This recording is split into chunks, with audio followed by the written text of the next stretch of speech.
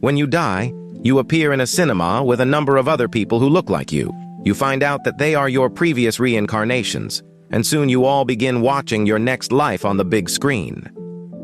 It had already been explained to me by the closest incarnation to me. I was dead. He told me to keep quiet during the movie, but at first I didn't understand. I just dumbly asked how I died. I saw him, well, me, try to subdue a laugh, as it was explained to me how they'd all watched me choke out on the tiny chicken bone I'd managed to get lodged in my throat. Apparently, it was amongst the top 5 worst ways some version of me had left the world yet. The strange thought occurred to me to sue the company who packaged the chicken strips, before I realized I'd never be earning any money again whatsoever. Not just that, I'd never see Mom, Eric, anyone. My mind felt numb at the thought. It wasn't something that I could wrap my head round. I'd never sit in traffic again, never open my presents at Christmas, never enjoy the bittersweet smell of freshly roast coffee, never see Lara. The thought of her exploded in my mind like a firework. I'd left her behind. I'd left her with all those half-formed plans for the future that we'd never be able to put into action. She was probably laughing right now at the absurd way I went out. It was just her kind of dark humor. My heart felt heavy thinking of her. It was the first time I'd felt anything but shock since I sat down in this fucking cinema. I'd never see her again. Never watch that stupid little eye twitch she does as she falls asleep. Never laugh at her otherwise shitty jokes just because she finds them so funny. Never feel her warmth next to me again as I drift off to sleep. No. Now I got to watch my next incarnation. Part of me wanted to grab a selection of junk food like I'd usually do at the movies, but after I'd got used to the dark, I quickly realized there were no doors. Besides, even if there was, who the hell's gonna want to serve hot dogs in the afterlife? All that remained was me. What must have been hundreds of me. This room and the next life. Suddenly, the screen came to life. As I watched my newest birth, the me sat next to me made sure I understood these first few years would be boring. Apparently every cycle I'm a bad baby. Always crying, whining. That crying was etched in my brain. The more I listened to it, the more I could hear myself a little in there. It was unmistakable. I watched as this woman who was my mother, but not my mother, cared for me by herself. It was interesting that she was a single mother too, something my old life had in common with my new. The years dragged by. I went through the motions. I went through school. I made friends. I done slightly better in my grades than I had before. I watched myself make similar awkward mistakes as my teenage years. I watched myself scream the most horrible shit at my new mom, this new woman who raised me. I laughed along with my new self and all the others watching. I cringed at my embarrassment. I felt disappointment. I felt like I was living again. Except I wasn't. Not really. This wasn't really my life. It was just a life, one of billions. I was watching someone who was both so familiar and a stranger to me. It was the little things. I didn't prefer baths to showers. I'd never get caught dead listening to techno music. It was me broadly, but not entirely. The similarities were there, though. I watched as I started college and settled down into a nearby cafe. Just another day. At this point, I was getting just as bored watching my life as this new me was living it. I was sitting sipping on a coffee, doing everything I could to avoid a lecture. I noticed how busy the cafe was, and while I was trying to study, I could see the noise wouldn't allow that to happen. The hum of conversation. I saw myself look up at the seat across from me, no doubt seeing everyone else sitting with someone. That was one thing we had in common, a little bit of perpetual loneliness. I watched myself finish my coffee. I watched myself almost choke on the last drop. For a second, I thought I'd be dying the same way again, but I wasn't choking normally. I just couldn't believe what I was seeing, both of me. I watched as Lara asked me, "Is this seat taken?" Not giving me a chance to answer as she planked herself in the seat across from me. I awkwardly struggled to say something, but all I could get out was a quiet, "No, you can sit there if you want." I couldn't comprehend what I was seeing. I just watched it unfold dumbly. I watched the awkward silence as I could see myself wondering whether to start a conversation. I watched her look at me with that inquisitive look on her face she always had when she expected something.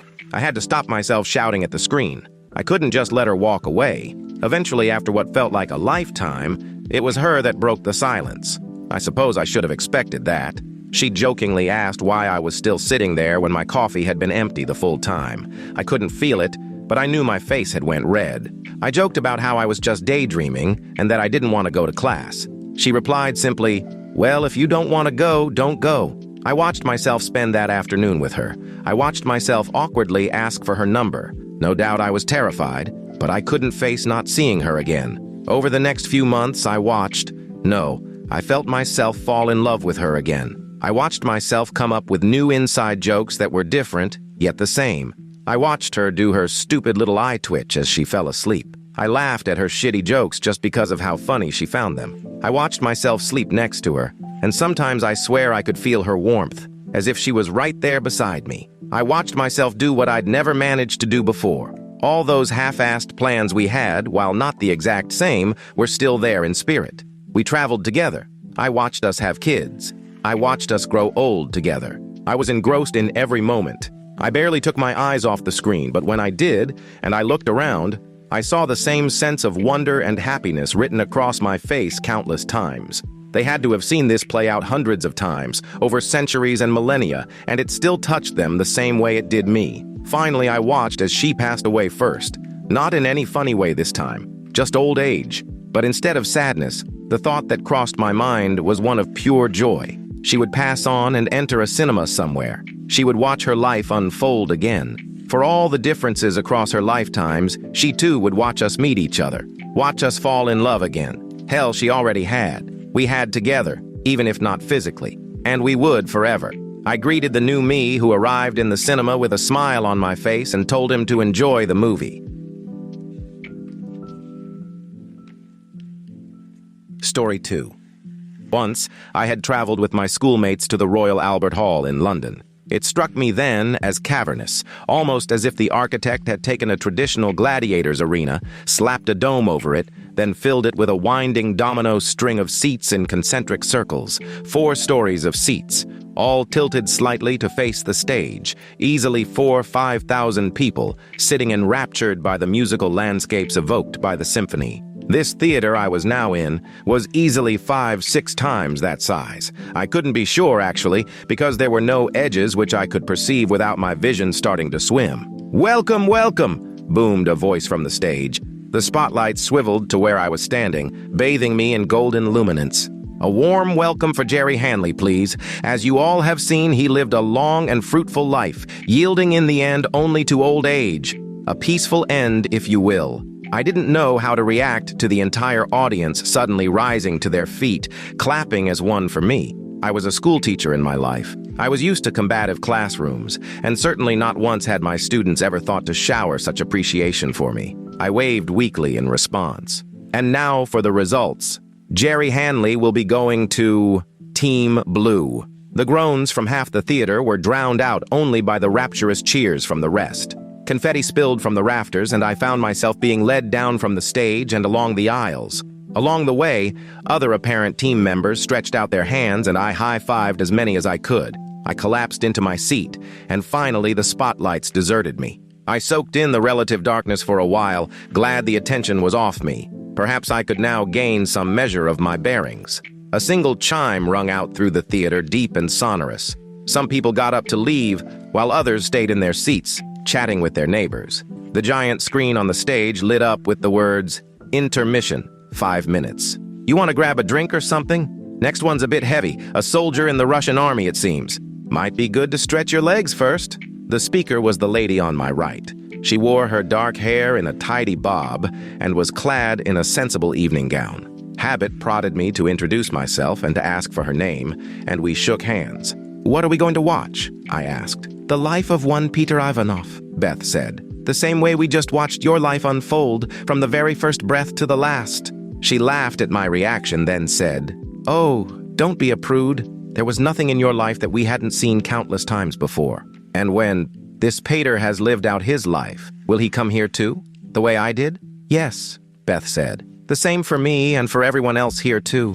We've all been here a long, long time." My eyes drifted to the pamphlet I had found in my seat. At the top, I saw Peter's name, but it was the subsequent part of the title which intrigued me. It says Reincarnation 23,274,899 here. "Are we all the same person, just in different lifetimes?" I asked. "So are there other theaters out there for different people?"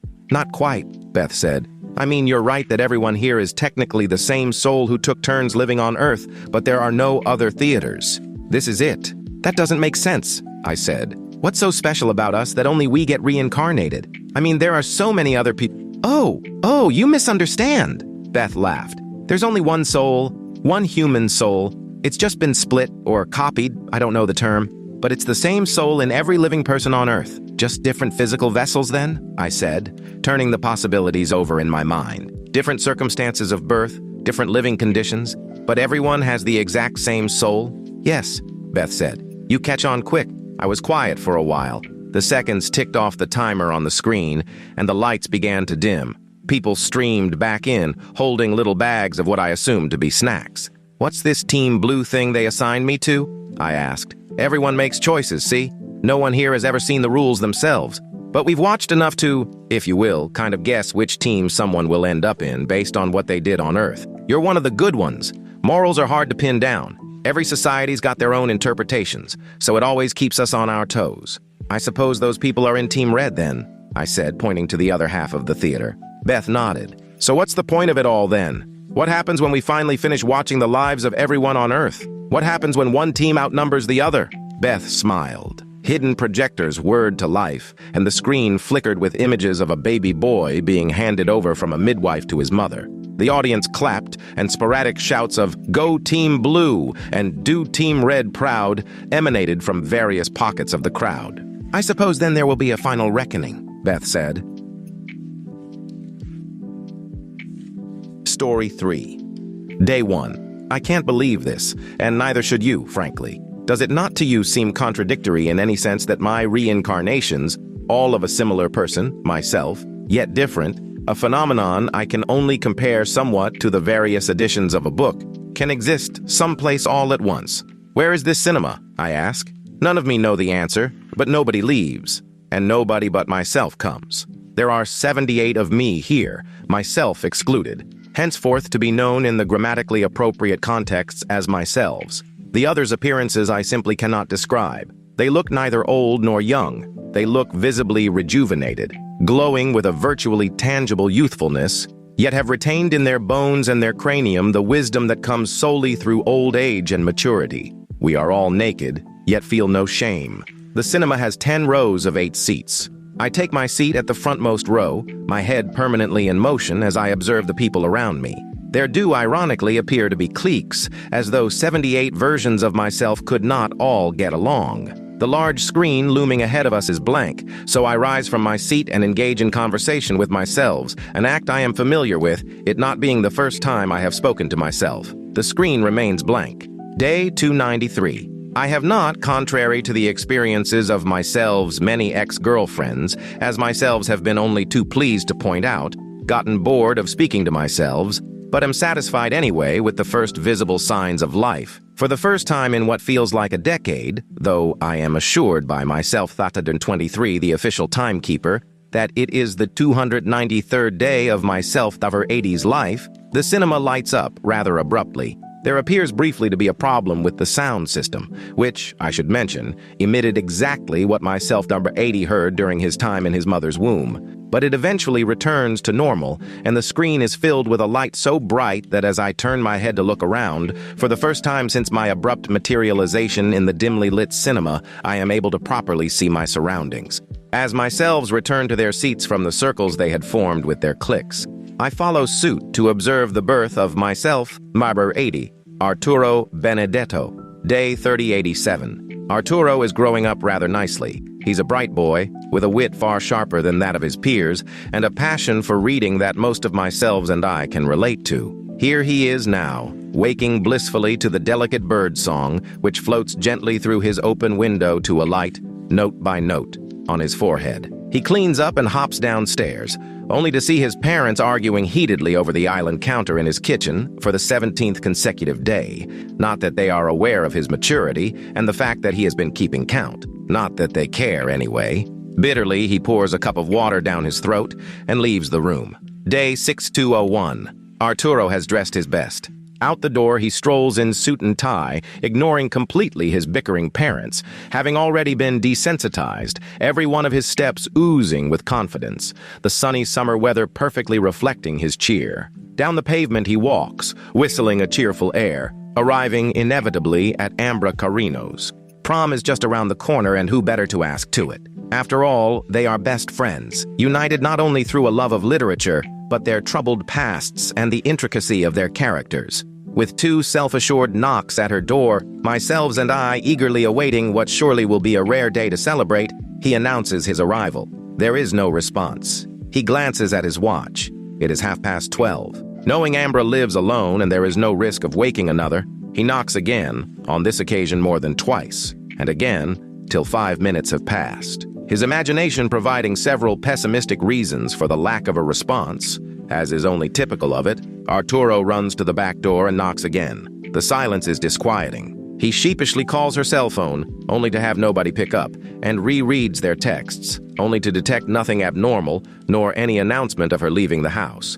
A tear beginning to well in his eye, more out of the somewhat unreasonable but very real concern and fear his personality naturally generates than anything else. He reaches for the top of the door frame, clasping with relief the key he knew he would find, and shoving it with trembling fingers into the keyhole. As the door swings open, he runs into the house and up the flight of stairs, arriving first at her bedroom door. Despite managing to calm himself down enough to at least knock at the door again, there is again no response. Arturo takes a step back, runs at the door, and kicks it open with his right foot. As it swings on its hinges, ricocheting off the wall on which it is mounted before once again covering the frame of the door, Arturo glimpses a sight of unimaginably horrifying proportions, much to his shock, and ours too. The bedroom door sways close, hiding Ambra's hanging, lifeless body, and Arturo, his self-confidence depleted, his swagger torn to shreds, simply doesn't know what to do. He presently decides to break down and cry. Day 6210. What will happen when the final seat is taken? I once asked myself, number 2. Who knows? He replied. Perhaps we will all be reincarnated and a new circle will begin. Perhaps some of us will go to heaven and some to hell. Less unrealistically, though, perhaps the cinema will just continue to fill.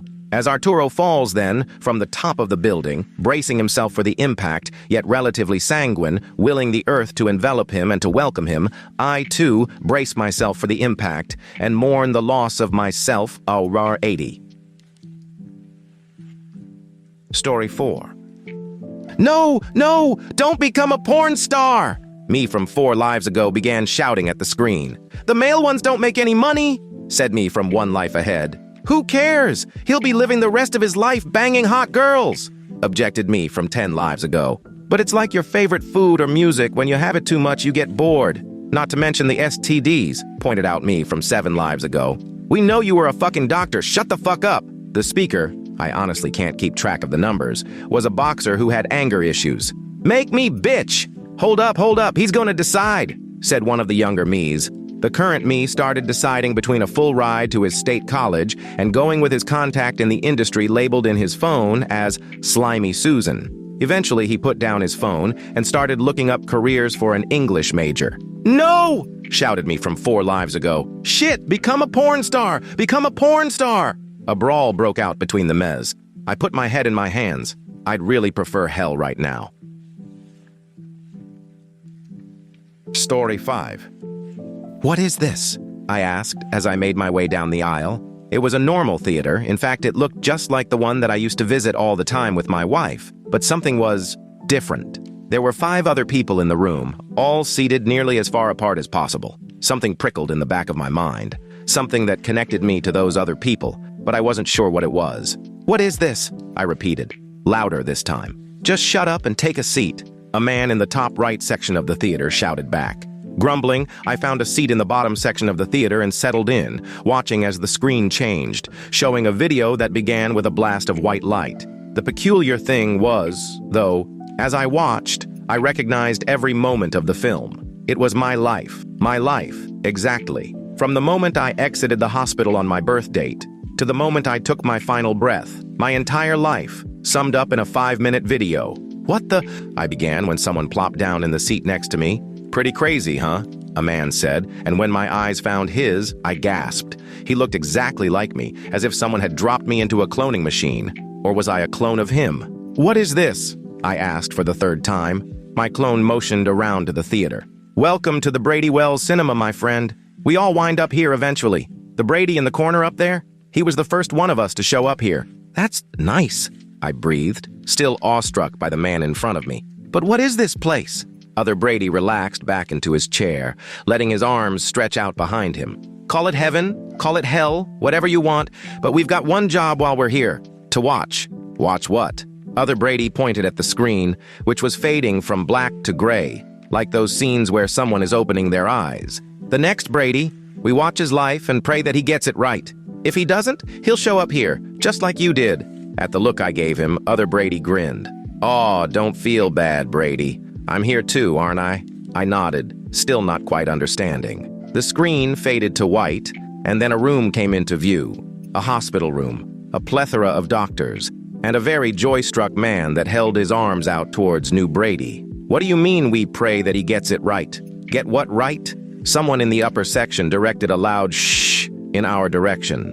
Other Brady casually flipped them off without ever taking his eyes off me. Life. If you haven't guessed yet, we're all here because we failed in some way. Brady number 3 up there, one of the richest men alive, but no kids.